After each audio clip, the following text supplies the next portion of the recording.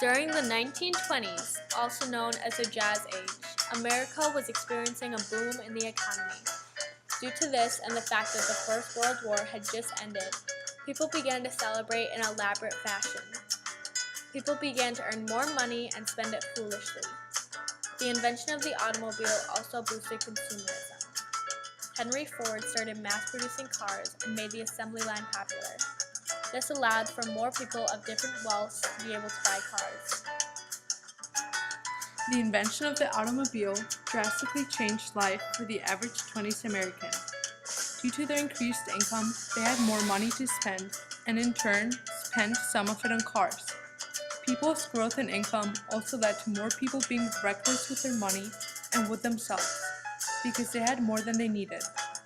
Many of the youth at the time began to disregard previous social norms of being conservative and began to party and drink all the time. Similarly, women began to dress in a more revealing manner. Many women began to wear shorter dresses and corsets were gotten rid of. This symbolized their freedom and their way of dealing with the post-war era in America. Drinking and dancing happened frequently. In fact, the passing of the 18th Amendment, an amendment to the U.S. Constitution in 1919 that made the manufacture, sale, or transportation of alcohol illegal, did not stop the energetic optimism of the decade, nor did it stop people from drinking. During the Roaring Twenties, parties became extremely common. Petting parties also gained popularity where couples were openly affectionate. Another factor that contributed to the boom in the economy was the radio. During the 1920s, sales of radios rose rapidly. New radio stations opened almost weekly. Many of them played music non-stop. Radio was widely used for advertising and helped to fuel the economic boom of the 1920s. The development of better technology led to the increased need for an improved infrastructure, which ultimately fell in the hands of the government. So they began to build many roads, highways, and expressways. The use of electricity instead of coal also boosted the economy by expanding the need for power plants and creating jobs at the plants as well. Other inventions, such as a traffic light, indoor plumbing, and modern sewer systems, also boosted the economy.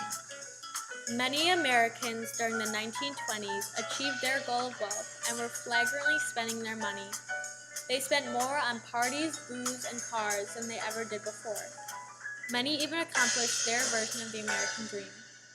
The American dream for most people was a life of personal happiness and material comfort, as traditionally sought by the individuals in the U.S.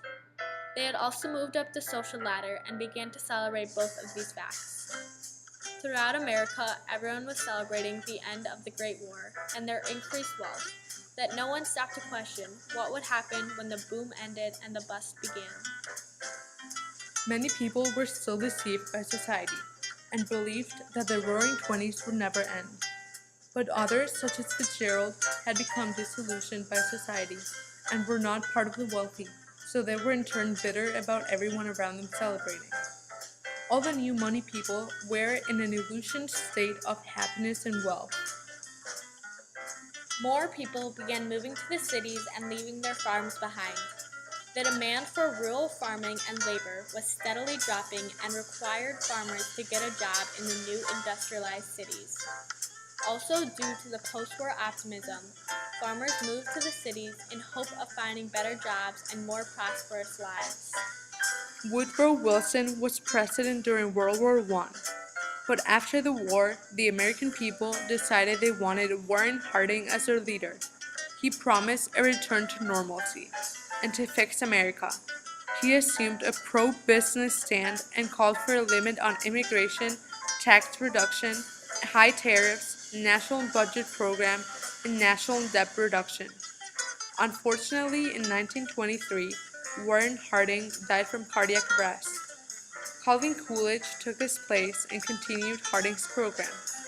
He cut national spending from $23 billion to $10.5 billion.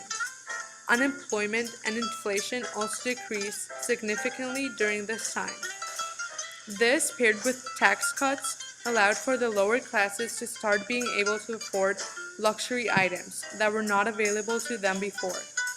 The Federal Reserve also eased credit and increased money supply in the 1920s, but at the end of the decade, they decided that wasn't a good policy and cut back on credit and raised interest rates.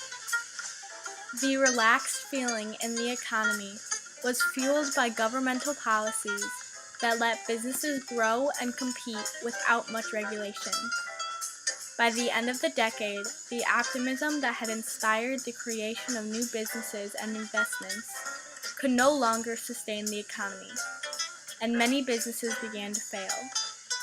Following the stock market crash on October 24, 1929, a new era began, the Great Depression of the 1930s.